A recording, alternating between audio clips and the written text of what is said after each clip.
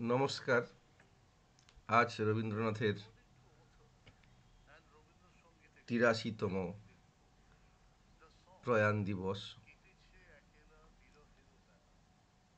আমরা কবিগুরুকে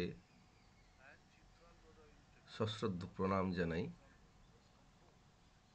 যুগোত্তীর্ণ একজন কবি, যিনি আমাদের বাঙালি সমাজকে, বাঙালি প্রাণকে, মনকে, আবেগকে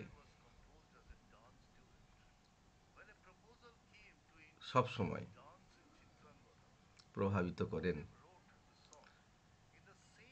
সেই সকাল থেকে সন্ধ্যা পর্যন্ত, একেবারে ঘুমোতে যাওয়া পর্যন্ত, যাকে ছাড়া আমাদের একটা মিনিটও কাটে না, সেই কবি হলেন রবীন্দ্রনাথ। আজ তার প্রয়াণ দিবসে আমরা শ্রদ্ধা জানাবো দু চার কথা বলে।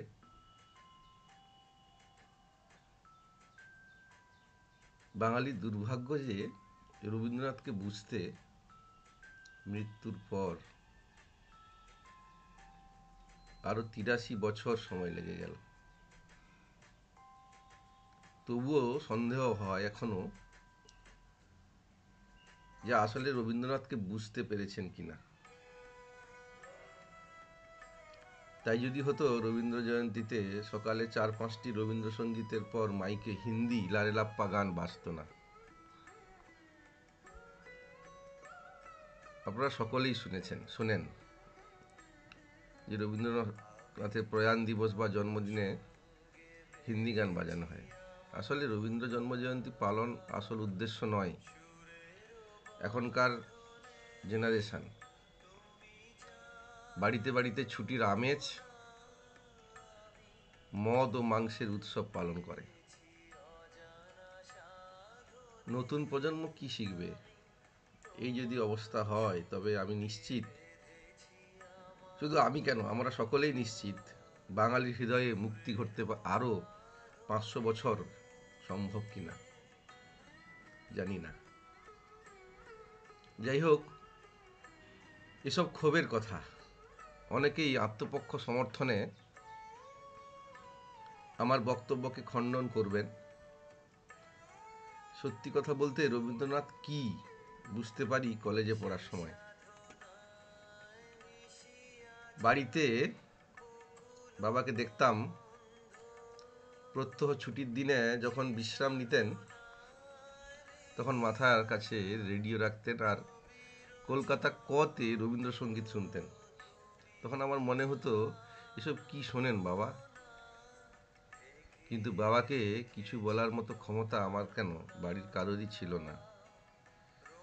অগত্যা বাবার কাছে দুপুরে ঘুমোতে ঘুমোতে গান শুনতাম। বাবা যখন বাড়িতে কোনো হালকা কাজ করতেন, দেখতাম বাবা গুনগুনিয়ে বলতেন, তুমি রবে নীরবে হৃদয়ে মম। তখন কিছুই বুঝতাম না। পরবর্তী সময়ে কলেজে পড়তে, বা আরও পরে হয়তো হবে, যখন রবীন্দ্রনাথ বুঝতে শিখলাম বা পড়লাম, জানলাম রবীন্দ্রনাথ শুধু মানুষ নয়, একজন জীবন্ত দেবতা। তিনি এমন একজন মানুষ, যার হাত ধরে দুঃখের সমুদ্র যেমন পাড়ি দেওয়া যায়, তেমনি আনন্দের সাগরেও ভেসে যাওয়া যায়। তিনি পরবর্তী সময়ে আমার সমগ্র চেতনাকে আচ্ছন্ন করে আছেন।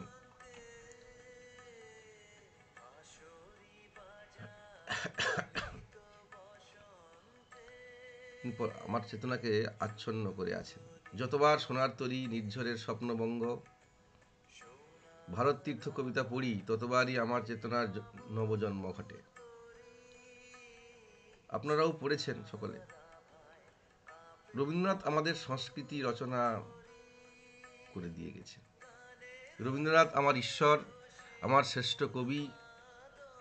জীবন ও মৃত্যুর মধ্যে যে কবি সেতু রচনা করেছেন, তিনি হলেন রবীন্দ্রনাথ। তিনি আজ বড় প্রাসঙ্গিক।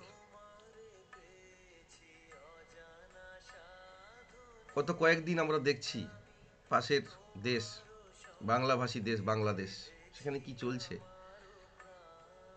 সেখানে রবীন্দ্রনাথের মূর্তিও পর্যন্ত বাদ যায়নি এইসব কালের কুলাঙ্গারদের হাত থেকে।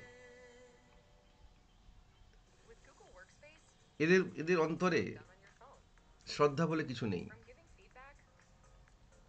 এরা সব কিছুকে ভেঙে চুরমার করে সংস্কৃতিকে উলটপালট করে দিতে চায়।